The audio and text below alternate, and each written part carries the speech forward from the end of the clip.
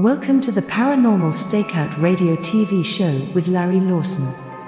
As a former career law enforcement officer and law enforcement educator, Larry focuses on the use of tried and true law enforcement investigative techniques in conducting paranormal investigations.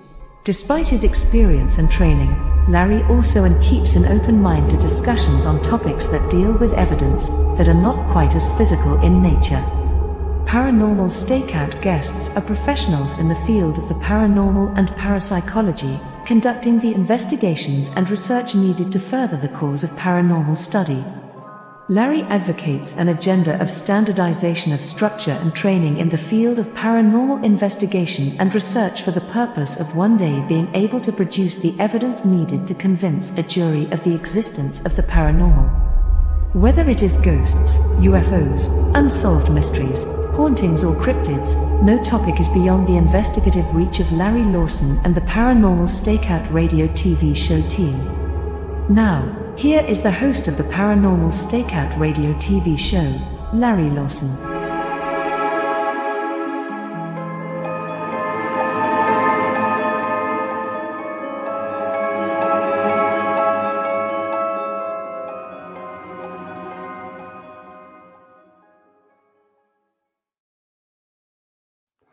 Good evening, everyone, and welcome back to Paranormal Stakeout. I'm your host, Larry Lawson, coming to you from our headquarters in beautiful Vero Beach, Florida.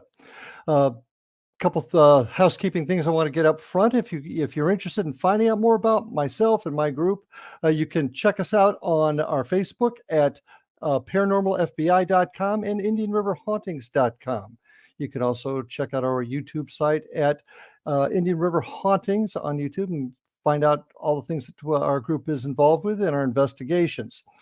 One thing I do want to mention is I really like to hear from you, my audience. I'd like to hear questions, thoughts you have on the paranormal, questions, ideas, criticisms.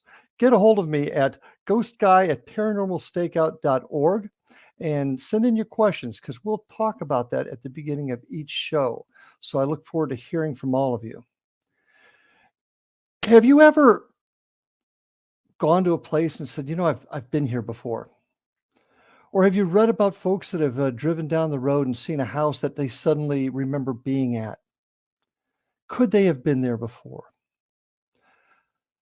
Our guest tonight travels that road. Our guest, Georgina Cannon, author, speaker, award-winning hypnosis instructor, a member of the staff at the University of Toronto School of Continuing Studies, relationship coach, NLP master, past life, inner life regression therapist, accredited instructor for the National Guild of Hypnotists, and on the board of International Board of Regression Therapies.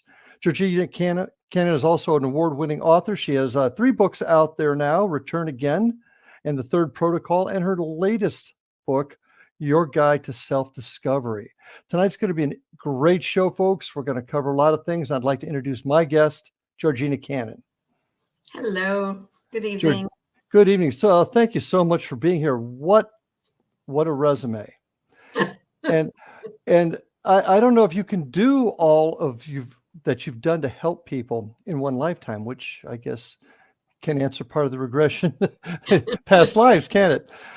Georgina, tell us a little bit about yourself, your book. How long have you been serving people in this capacity? I started off in England as a journalist. I came to Canada in 1966 and became a journalist again, working for Toronto Life magazine and the Toronto Star, and then opened up a PR company, which was subsequently bought by the world's largest PR company called Burson Marsteller. And I was there for quite a few years, and they promoted me up and up and across, up and down, and I became the managing director of Canada with 4 offices across the country. And I loved it. I mean, it's very heady stuff, except that there was something missing. I knew there was something missing. And plus, I was one of 3 senior women worldwide, and I got a lot of the, this don't bother me, girly type of response. And so I left and looked for something to do. And I studied Reiki. I got my Reiki master, studied color therapy, Gestalt therapy, psychodrama therapy, and happened into hypnosis. And I thought, that's it. That's what drives us. That's where all the answers are, in our subconscious mind. Now, remembering I've grown up in England, so ghosts and spirits are, and fairies at the bottom of the garden are, sure, we don't, we just accept it. It's okay. It's part of who we are.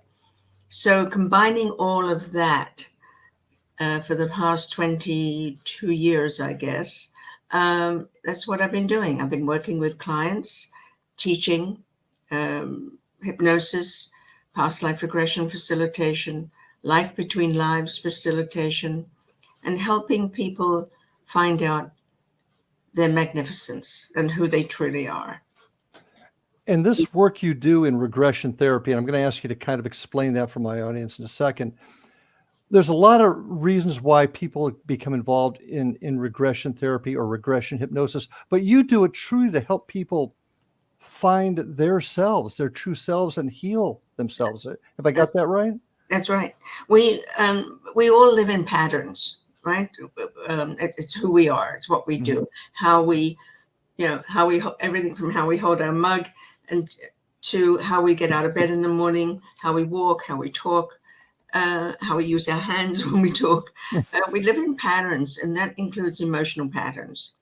So if we have a pattern or 2 or 10 that is not serving us well, maybe we brought it in from a past life. Maybe in other lives we were a victim and we came into this life being a victim. So how do we stop ourselves being a victim? If we were born into a family that's addicts or abusive, and as we grow up, we find ourselves always being victimized in our relationships. How do we get ourselves out of that? So one of the ways to do that, first of all, is recognize the pattern. Then you can do something about it. Then you can move from victim to hero in your life. Then you can actually make the change. Because until you know what it is you have to change, you can't really do anything. You don't know what you're looking for. So that's the work. So help me with this. And regression therapy, explain that to my audience so they have a clear understanding where you're at. Sure. I use hypnosis and put people into trance or lead people into trance, and they go back and they follow the soul. The soul takes you where it thinks you need to go. So they end up in another lifetime. They could be a different gender, different color, and certainly from a different country. And we go through 2 or sometimes 3 lives in a session, and they learn what was going on in that life and whether it was successful or not successful. And we see a pattern happening. So that's past life regression. Then once they've done that, if they so choose, we can do the life between lives, which is the space between lifetimes. It's where the soul goes home. So that's where they meet their soul circle. They open or go into the Akashic records, which is the history of the soul and the lifetimes and learnings. They go in the laboratory to learn how to manage their energy differently, maybe. Then they go in front of the council, the wise elders, who are not judgmental. They are encouraging, and they confirm or they answer questions about your current life so your soul can grow. And the most important part, which I think is sort of fun, is after the council, they go to the place of life choice. So they get to choose the body, and they find out why they've come in as a male or female or transgender or whatever in this particular color, because they have to fulfill their soul purpose. So they find out their soul purpose and why they chose that particular body to come into in this life. So for people who blame their parents for everything, it's a good understanding that in fact they chose this body and these parents so they could learn something. Interesting. So what I'm hearing is you are saying that we're going to keep doing this till we get it right almost. Yes. We're continuing to learn. Now, I've spoken to other mediums, psychics, folks that deal in the spiritual realm, and they've talked about almost like a collective conscious, Yes. where everything comes and goes from. Is that what you're describing? The collective, from my understanding, The collective consciousness is where all information is stored. And that's where mediums and psychics pull their information from.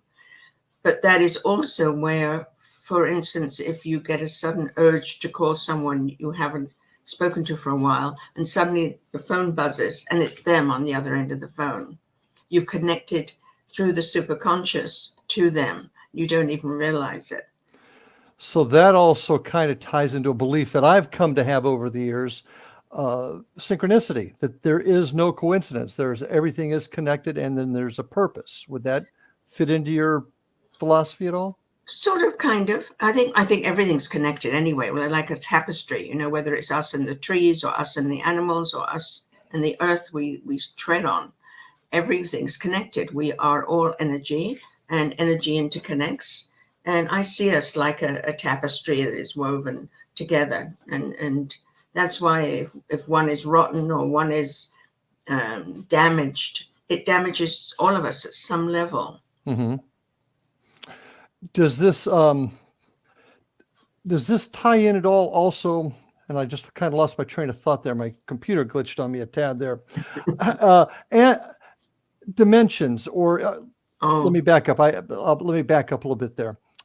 Is there a finite number of times that a soul can regenerate to come back? Or I honestly don't know that, but I do know. Well, I don't know. I believe. Okay. It's very different. That not only do we have life on this earth, of course, the soul can come from other planets and other dimensions. And when I explain it to my clients, I tell them I believe this is where we see spirits and ghosts. It's almost like those billboards that turn around, and every time they turn around a bit, you get another picture. So that's what the dimensions are. So there's no real such thing as time. So when you hear people say time is all now, that's what they mean. Other things are happening in different dimensions. It's the same with interplanetary travel. It's the same with everything. So Einstein had it right with different dimensions, so to speak. I wouldn't argue with Einstein. No, I wouldn't. Can souls transfer not only between different humans but also animals? Is that possible? Oh yes. And when they do that in a past life, it's because that particular shape or animal that they've taken on, the soul's taken on, is there to teach them something. Mm-hmm. As an example, one of my clients was a well-known naturopathic doctor. And when I was working with him, I expected him to tell me what he was wearing on his feet and what he was wearing on his clothes. And he kept saying, I don't have any feet. I just don't have any feet. And I'm thinking, oh, great. Now what? Maybe he's, damaged in some way. It might be a child that's been brutalized or whatever. And he said, but I'm very hungry and I'm looking at that bird and I'm inching my way towards it. And it suddenly dawned on me that this is not what we call human. So I said, if you had to have a name, what would you say you are? And he said, I'm a snake. As if like, what's the matter with you? Don't you know? And when we went through the process, including the death. I hate to interrupt you, but we've got a first break coming up, Georgina. Okay. So folks, stay with us. Fascinating discussion. Stay with us. We'll be back right after these messages on Paranormal Stakeout. And we are back with my guest tonight. I'm the host. Back with my guest, Georgina Cannon, hypnotherapist and healer, I guess is a great way to put it with you. Now, you were in the process of finishing a story when I had to interrupt you for the break. That's okay. The snake kept climbing. It's all right. So you were working with an individual. You were working back into his past life, and you found out he was an animal. Yes. That was stalking another animal. Go ahead and finish that story. Okay, so he turned into this snake, and he was climbing up the tree too. He was hungry, and he saw this bird on a branch. When we did the leaving of that life, one of the questions I always ask is, what is the purpose of that life? And he went still in hypnosis, and the answer came that I had to learn to let go of my skin to grow and relearn. And for him, that was pretty profound because he was pretty rigid in his thinking and wouldn't look at new understandings or new learnings about anything, including relationships, which is one of the reasons he spoke to me and came to me. So that was quite a shock. So he said, do you really think that means something? And I said, well, I didn't make it up. And I doubt very much that you would have made it up. So maybe you do have to let go of that skin that you put on and uncover what's underneath and find out what really you need to learn or to have or to be or to do so that you can have healthy, loving, kind, generous relationships. The regression therapy, regression hypnosis that you use, success rate with your clients, are you able to help most of them, do you think? Most people. There are two sorts of people that it doesn't work with. One is that they get so excited that they keep sort of opening their eyes and saying, am I there yet? You know, it's like a kid at the back of the car. Or they've been up all night, they can't wait, and they're excited. The other, actually there's three types. And the other one is somebody who just can't be hypnotized, so they won't allow themselves to be hypnotized. Mm-hmm. And the third is the one that's determined to be something, determined to drive it the way they want to drive it and go where they want to go. I had a young woman who came in who was determined that she was Cleopatra. So, of course, when I put her into hypnosis, she went immediately into this film scenario. And I said to her, where are you? She said, well, I'm in the barge with my ladies in waiting. And she suddenly became very royal. And when I started to ask her questions about where she was going, was to see my lover, of course. Do you marry your lover? And she had no idea of the history. And of course, I'm a history buff. So she didn't know she had more than one lover. And she had no idea that she'd married her brother and Caesar and all of that. So she was a fake. She was faking it. And when she came out, she said to me, what do you think? And I said, I think because you admire Cleopatra, you were sort of modeling her. You wanted to be her. Mm-hmm. And I just left it at that. Yeah, so most people can go into it. Well, this leads to a tough question. Being a cop, I ask these kinds of questions. Fun. How do you know this is real? How do you know about the collective consciousness, which is my term, not yours, but how do you know that it's real? Well, what evidence have you uncovered? Yeah, well, I can give you two answers to that. First of all, most past lives are pretty ordinary. So if you were going to make something up, you'd make up something much more exciting, much more, more royal, more grand. Mm-hmm. Okay. A lot of people are very ordinary people, farmers or whatever. But secondly, the CBC, Canadian Broadcasting Company, a few years ago, came into my clinic and filmed a series on past life regression. Mm-hmm. And they insisted to bring the people in. They wouldn't let me interview them or anything. So I had 30 people. And out of those 30 people, I think it was 20 that went into a past life of some sort with cameras on them and sound equipment and everything. Of those, there were 10 that had good stories, which they verified with researchers. Okay. We got addresses, names, everything, dates. Historical research. Yeah. And then of those 10, 3 made it on screen because they were good stories. Yeah. So you've been able to trace their back history. Yes. To historical fact. Very, very important. Okay. Yes. And now, sometimes they give me dates. Like they'll say, well, I was a Jesuit priest and I was put on a ship and I had to go to this island and all I had was my cross, my Bible, and I had to make the natives Christian. Now we know that happened, but that person didn't necessarily know it. And I got the name of the ship and everything. Oh, yeah. That's fascinating. Yeah. I got to ask this. What's the most significant person you've uncovered during these sessions that you can tell? I mean, I don't want to breach any confidentiality, but there's been no one. Oh, yes, there has.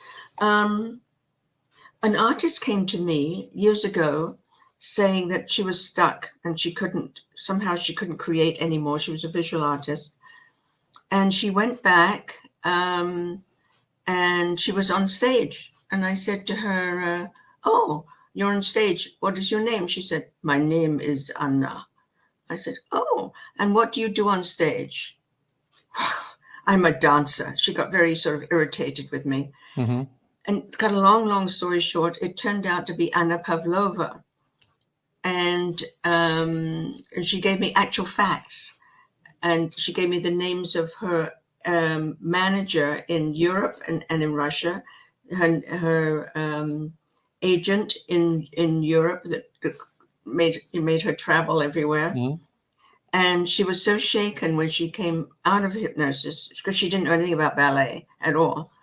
When she went home, she and her husband went to the library and they looked up Anna Pavlova. And when they went to Paris the following year, they went to the place where she's buried Mm-hmm. in the center of Paris and honored that tomb. Yeah, that's the most famous person I've had. And that's interesting. And the historical research is vital. Yes, I'm familiar. One story I'm familiar with was a young boy who remembered his past life as a pilot during the Second World War, yes, and they were able to trace that history. yes. So that was amazing. How have you ever experienced regression therapy? Have you ever Oh, yeah. yourself gone through that? Oh, yes, of course. I wouldn't do anything to a client I haven't done to myself. Okay. Okay. That's not fair. Yes, and I got rid of my migraines through hypnosis. Through Mhm. this process, I was taken back, and found myself as an old crone living in a cave just outside a village, and I was so old and poor that I smelled rotten like garbage. I smelled myself before I saw myself. And my job was to go down to the village and help the women give birth. Mhm. And that was it. When they remembered, they paid me with food. When they didn't remember, I just went without food. I was close to starvation most of the time. One day I was called down to the village, cut a very long story short. The baby died. It was breech, and the baby died, and the woman bled out. So the people helping me left, and I was just there by myself with the two bodies. So I Mhm. had to, with my hands, dig in the village, in the field, and bury the two bodies. I dragged myself up to my cave and fell fast asleep out of exhaustion. The next thing I know is I'm being awakened brutally. I'm being kicked, and I wake up, and there's this drunken man standing over me telling me I'd killed his son and his wife. And he was yelling at me and kicking me. And then he picked up this big rock and smashed it on the side of my head right here where I used to get my migraines. And I died. Oh. I died instantly. And he sort of stormed out there and walked away, I guess. Um, when the facilitator brought me back and did all the healing, um, and we were both shaken because it was so violent. I waited for my next migraine. I've never had one since. Fascinating. Yeah, Fascinating. and Okay. that was 2001. That was when I was learning past life regression from Henry Bolduc. Yeah. Fascinating. The How are you able to discern the different levels of dimensions, different levels of life? How were you able to come to the conclusion that that's what was happening? Does that make sense? The question: How were you able to prove to yourself that it occurred? Even if it's not real, Hmm. even if it's a metaphor that the mind is making up for you, Hmm.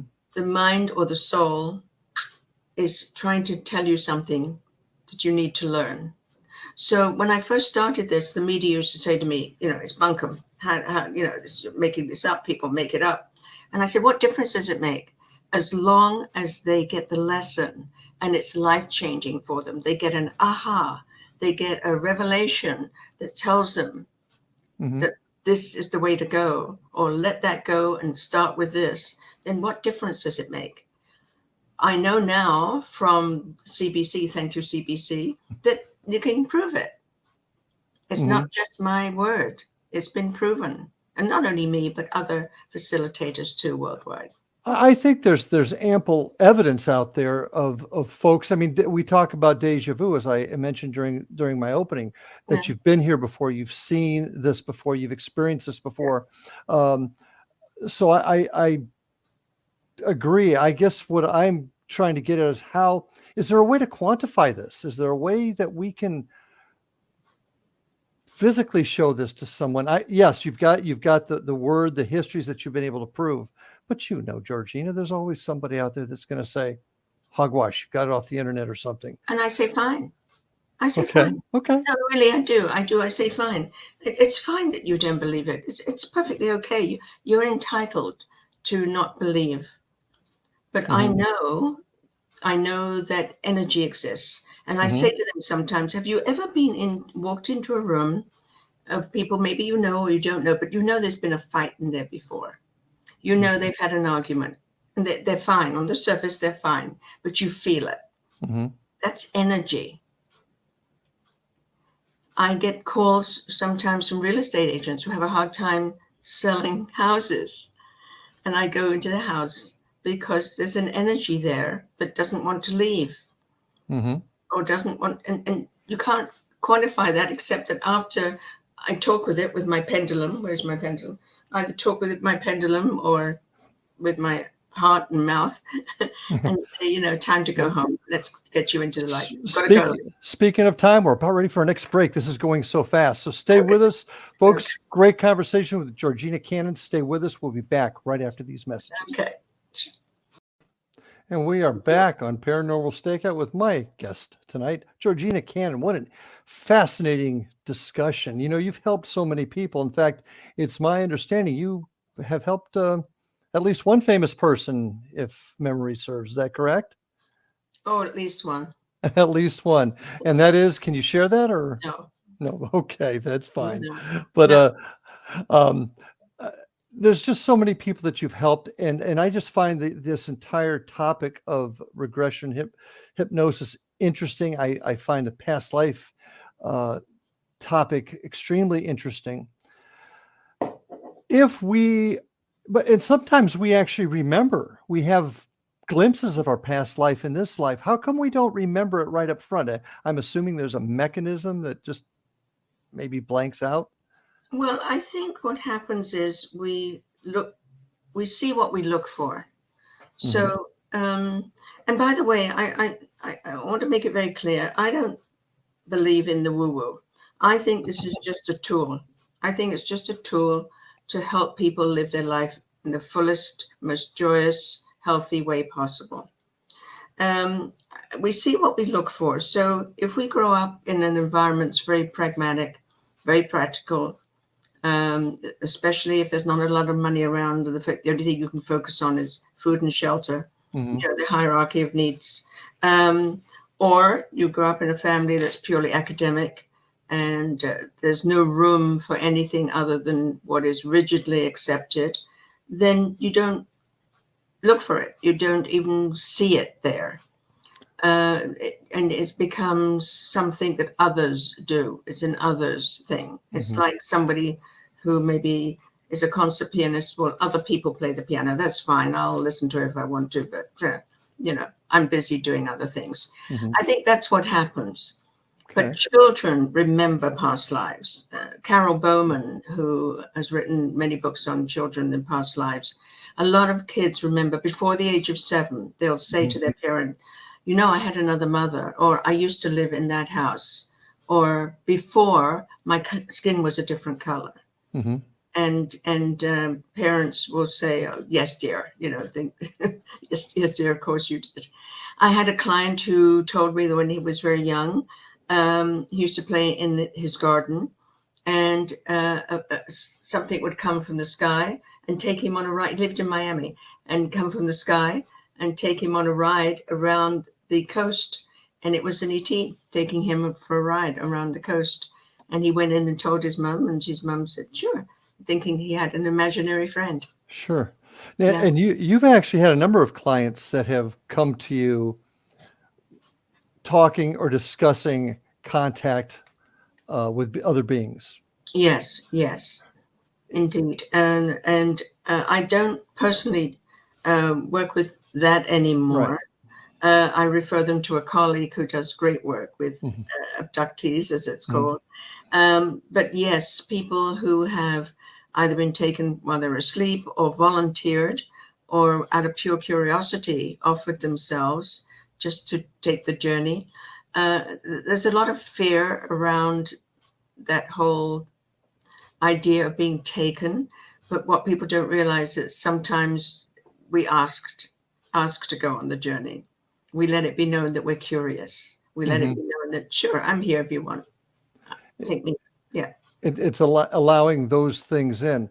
Yes. Now, our brain, from my limited uh, knowledge, has that tendency when something traumatic happens, it blocks it out. And I think that's another area where your therapy also comes in handy when the pain or the trauma of an event blocks it out, and then you can help them relive it. Remember, yes. The only time we can't do that is if they have been drugged so that it shuts down the memory. Hmm. We know the military does that, and we know that other people can do that. Or alcohol. Alcohol can shut down the memory as well. People who are literally dead drunk, who get very, very drunk, Hmm. shuts down the memory. But the subconscious mind remembers everything that ever happened other than those two situations. Hmm. So if I get a client who comes and says, I met this great girl at a party and I know she gave me her number, but I was drinking so much I forgot it. Can you help me remember it? The answer is no, I can't. But when the Okay. bank manager comes and says, we've got a new number on the safe and I left the piece of paper behind in the vault, can you help me remember it? The answer is very likely. Yes, we can. Interesting. Yeah. Now, during these sessions, and you're dealing with somebody that possibly has a past life, have you ever run into situations where the person has had a conscious memory of that past life and it's caused them any type of uh, anxiety or confusion or upset them? Sometimes people will come and say, I don't know why, but I just got a new job and my boss, there's something about him. I get a feeling in the gut of my stomach. And it's not just intuition. I know I've known him before and I just know I know him. And something, it's not good. Hmm. So that could be a past life. Not always, but it could be Hmm. something like that.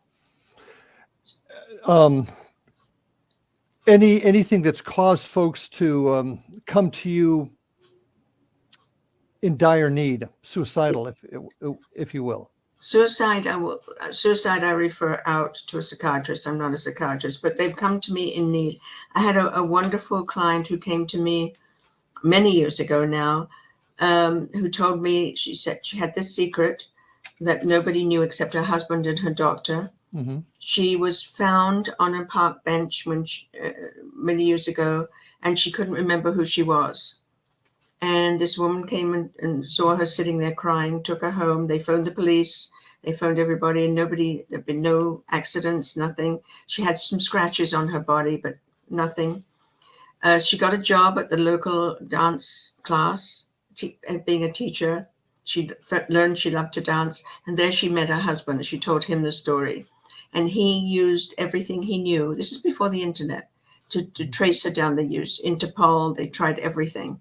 They Hmm. couldn't find out who she was. Cut a long, long, long story short, she came to see me because she was having surgery, and she wanted to know. First of all, she wanted to feel safe, but she wanted to know if there's any way she could find out who she was before she had the surgery, just in case. So I regressed her back to age 12, and she suddenly brought herself out of hypnosis, and she was shaking. She said, I don't want to go there. I don't want to go there. So we stopped it, and I put her back into hypnosis and got her ready for surgery.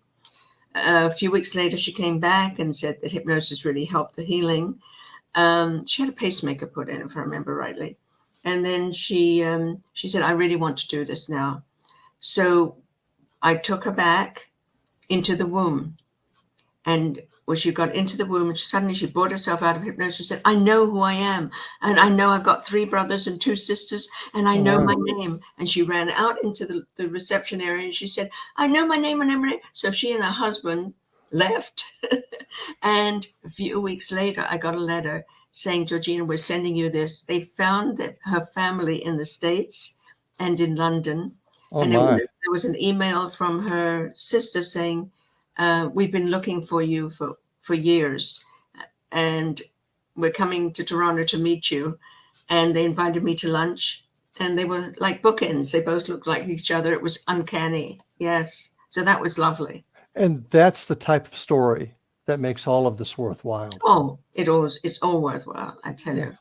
Now, have you ever had to deal with somebody who had an accident, perhaps, and were unconscious and had amnesia from that accident?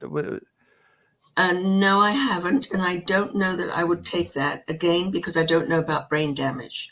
I'm very cautious and stay very strictly within the guidelines about what I can and cannot achieve and do. I think it's only appropriate for the client. I suggest that they look for a psychiatrist or a psychologist that does hypnosis, because they will know. They will have the x-rays in front of them, and they will look and see if there's any brain damage. I don't touch that. Okay. Want to go back just a little bit. And I want to talk about your books here in just a few minutes. We're coming up on our next break, and I want to give you a full section to talk about your wonderful books. But I'm a paranormal guy. They call me the ghost guy. How do we connect what you're experiencing with people? And you mentioned this a little bit earlier. How do we connect people seeing the manifestation of an apparition with a past life? Is there a connection there at all? Well, I believe, and again, it's only my belief, I believe that ghosts and spirits are lost souls who haven't found their way home. Sometimes they attach to live bodies like you and I, and people that are moving around in 3 dimension. Other times they just get lost. So they need to find their way home. And they are souls. They are energy that are just there, that want to go home. They don't know what to do. A lot of times, particularly if you walk across memorial grounds or battlegrounds, you feel the energy there. Those are souls that died like that, and the soul is lost. In 9/11, when all that happened, all those souls, not many of them found their way home. There are a lot of people like me who went to help them find their way home. It's like, and the soul got lost and didn't know where to go. So when we start talking about souls coming back, reincarnation, past lives, these are souls that weren't given that opportunity because of tragedy, and that's why they're floating around? Is that No. There's 2 different things. They're floating around. People come back from the interlife. Right. Okay. But the ones that are floating around, so to speak, haven't gone into the interlife yet. They may have attached. For instance, a lot of palliative care nurses sometimes get attachments of souls of people who've died they've been taken care of. So we have to release them and send them home, or ask them to go home and go to the light. But have these souls had another life before? Yes. And they just can't get back to restart it? Is that how I'm reading it? Can't get back either because they died unwillingly or they died suddenly. And they sometimes, occasionally, they don't even know they're dead. They don't understand why they can't connect. So they're not even able to reach that next plane to find out where they have to go next. That's right. Okay. How do you, I have a place, for example, that I work with. There's a lot of young kids there in spirit. Never a tragedy there. Why would I have that? How would that connect? To what? To this. Spirits of children being in this facility, but there's never been a death there. Because they may be attracted to that place. There may be something there. Was it a school or was it a playground? Was it? Yeah. That's why. Just a question. Hey, we got to take our next break here, Georgina. When we come back, I want you to share these wonderful books that you've written. We'll talk about them right after this break. Folks, stay with me. Larry Lawson on Paranormal Stakeout. We'll be right back. And we are back on Paranormal Stakeout. catching a little caffeine there, Georgina. That's great. Georgina, you've helped so many people with your work over the last 20 some odd years. You've written some books. Want to talk about them for a second, but folks, I want to remind you also to check me out at IndianRiverHauntings.com and ParanormalFBI.com. Don't forget, send your questions and thoughts to me at ghostguy@paranormalstakeout.org, because we want to get your opinions and your thoughts on the show with us. And Georgina, can you tell the folks how to get a hold of you? Yes, and by the way, your listeners should know that I give a free meditation every Friday at noon Eastern Standard Time. All they have to do is to contact me or through the website, contact Elle, my assistant, and get the Zoom link. And it's there every Friday. There's different meditation every Friday at noon Eastern Standard Time. Yeah. And what are those websites? www.georginacannon.com. Very easy. Great. So folks, check that out. So you've written 3 books. The first one, Return Again, followed by The Third Protocol, there we go. And Return Again. And then your latest one. Yes. Our Guide to Self-Discovery. Yes.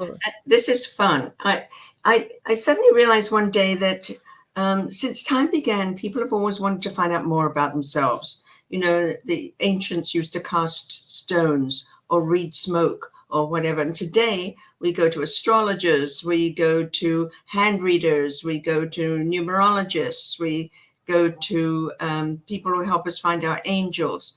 So I decided to write a book and encourage other experts from around the field, around the world, because I know so many of them, to write a chapter. So the book literally is your guide to self-discovery, and every chapter is written by somebody expert in their field. For instance, numerology, David Shepard from England has written that chapter.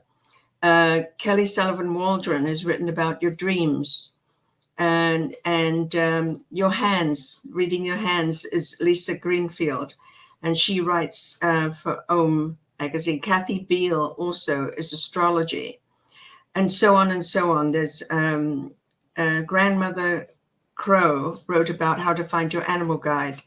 There's someone writing about Akashic Records.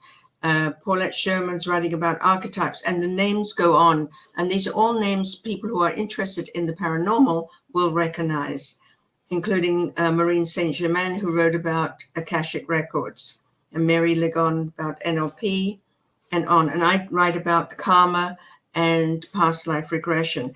And at the end of each chapter, you write down, because they teach you how to do this for yourself. They give you, it's a primer. And you write down what you've learned at that chapter. And at the end of the book, you get to introduce yourself to your new self, because you found out more about yourself than you knew before. For instance, if you know about birth order, there's a chapter on birth order. So if you were a second child or a third child or the eldest, so you write down what you just learned that could be possible for you to follow through. It gives you more tools for your living, gives you more understanding for yourself and what's possible. Self-discovery. Yeah, self-discovery. That's it in a nutshell. Wow. And what about your other books? My other books, the first one was Return Again, which is all about past lives and the interlife. And in it, there's a script that you can read yourself, that you can find your soul group. So you can take yourself into your soul group. The one I wrote 3 years ago is about relationships. It's called The Third Circle Protocol. And it's about relationships, all of them, first of all, with yourself, because this is the most important one, because unless you feel comfortable in your skin, you're not going to feel comfortable really with other people. So you have to know about a relationship with yourself. And it talks about relationships with everybody, your employees, your employers, the uncle, the unloved ones in your life, your siblings, your parents, your aging parents. Everyone is a different chapter. And there's a lot of women's groups using this book for self-esteem. It's really gratifying. Yeah. So your work just centers around knowing yourself better so that you can improve your life. And I think that's fascinating. I want to go back to the last book, Self-Discovery, for just a second. What would you say are the three most important chapters of that book? Birth order. Mm-hmm.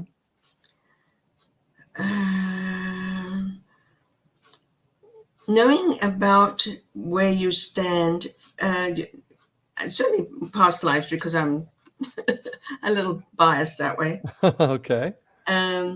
People who are interested in angels, it tells you how to meet your angels. Interesting. Because people talk about it, but they don't know how to connect or their guide. And this tells you how to do that. And how to, what your aura says, our energy field. Mm-hmm. How to look at your aura and see it, and what color is it, and what do those colors mean. That's another chapter that people seem to be loving in this book. Yeah. But also people dream, and they come in and they say, I had this dream and it's a recurring dream. What do you think it means? And I say, I'm not a dream expert. Carl Jung is, and so is Kelly Sullivan Waldron, and she wrote the chapter in this book about dreams.